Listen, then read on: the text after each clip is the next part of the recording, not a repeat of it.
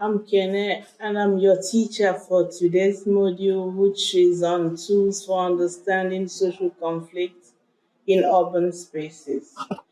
So, before we move on to the module, we want to look at the learning outcomes for the module, and we have four learning outcomes for this module. And the first one is that students at the end of the module should be able to understand what we mean by conflict analysis, and they should be able to have an appreciation of the rationale behind conflict analysis. Thirdly, the students should be able to have an understanding or a comprehension of the steps followed in conflict analysis. Then finally, they should have an understanding of the different methods of conflict analysis. Now that takes us to the first part of the module, which is the definition of conflict analysis. There are various definitions of conflict analysis, but we'll take a few for this module. And the first one defines conflict analysis as a systematic or constructive effort to understand the nature and dynamics of conflict. So, conflict analysis is objective in nature, and it adopts proven social science methods and procedures. So, and also, conflict analysis requires that a study of conflict situations must be carried out by neutral and unbiased persons or agencies to confer validity on the outcomes of conflict situations. Because when people who are involved in conflict carry out the study, definitely the subjectivity of human nature will play a part there.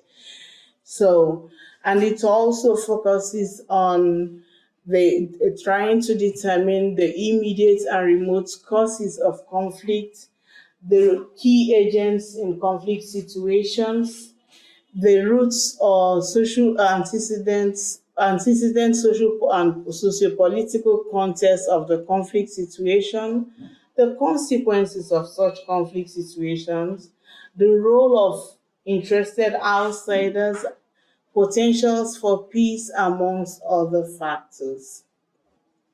So now, why do we analyze conflict?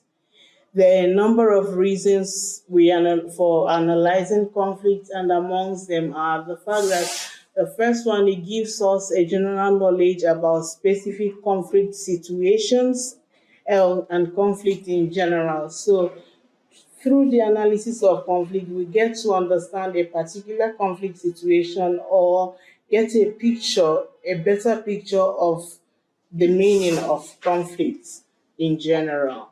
Then it also helps us to generate evidence-based information for peace building in conflict situations. Then it also enables us to analyze or check the validity of the theories already that we have for conflict resolution or for peacekeeping, or the perspectives that are already in use in this area. And it provides us the information we need for benchmarking the aids or interventions carried out by, especially the ones that are provided by NGOs or other bodies involved in conflict situations and conflict resolution. Then finally, it provides us with valuable insights for averting conflict situations in future, or even preempting similar conflict situations before they arise in future. There are different levels of conflict analysis. We have four basic levels of conflict analysis, and the first one is the local level. This is considered the lowest level of analysis, and it is often likened to utilizing the local council area as a spatial scope of analysis. It has to do with studying a small space or a small location, conflict resolution or conflict situation in small spaces. Then we have the provincial or the regional level, which has to do with studying conflict or conflict resolution within a given province or a state. The next one is the national level, which has to do with a given nation state. It is nation bound, and it is strictly confined to the recognized bodies of a given nation state. And then the last one is the international level. And this is an analytical frame that is made up of conflict between at least two nation states, two legitimate or recognized nation states. Example like the dispute between Germany and Turkey over Turkey's EU membership. And then, or it can also be a conflict between two groups of nations and another group of nations, like what happened between the Allied forces and the Axis power during the Second World War. Then the next part of this module is on the methods of conflict analysis. We have four major methods of conflict analysis, and the first one is the case study, which is which has to do with taking a typical case as a focus of your study, like the name case study implies. Here, it allows us some level of generalization, and then the case that will be chosen must be a representative of the other conflicts, a typical conflict situation in all major aspects. Then the second one is the comparative analysis, which has to do with comparing cases of conflict comparing cases of conflict with focus on the similarities and differences in such issues, such as scope, in cost, duration, conflicting interests, or issues in conflict. So the third method are the fact-finding missions, and these are not considered methodologically rigorous, but they are very helpful also in terms of peace mediation.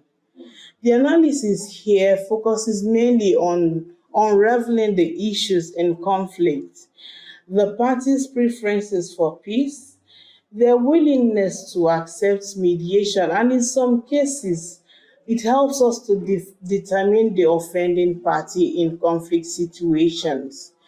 Then we have the social surveys. Here we use key persons interviews, especially people like the gatekeepers, the opinion leaders in this conflict situation or the conflict zone. We also use questionnaires here because it allows us to get the opinions and views of ordinary citizens, not only the key persons in the conflict situation, but this is where the conflict allows you to move around to distribute questionnaires. Then we also have the systematic observation, which is anchored on thought-out themes, the timing and non-interference and contamination of observation in conflict situations. Now we move on to the third part of the module, which is on steps in conflict analysis. So following the work of the UNDP and other multilateral peace agencies, conflict analysis may focus on three interrelated steps, and the first one is on the analysis of the main factors in the conflict. And this is anchored on the assumption that peace-building initiatives can succeed only to the extent or as far as the parties are willing to accept intervention. And this analysis also focuses on existing social and political structures, as well as institutions and precedents that could support resolution and peace building. So having looked at the foregoing, we have a 4-point summary of the module for today. And the first part of the summary is that conflict analysis is the systematic effort to understand the nature of social conflict, including its ramifications and the resolution potency. The second one is that we analyze conflict in order to acquire knowledge about it and to provide us with information both for intervention and for resolution. The third one is that we can analyze conflict on 4 levels, which are the local, the regional or provincial, the national, and the international.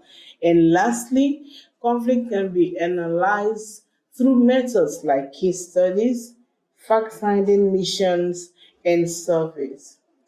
So on the next two slides, you'll find the assessment exercise. You have options A to D for each number, and you're free to circle your chosen options from the options below. Thank you.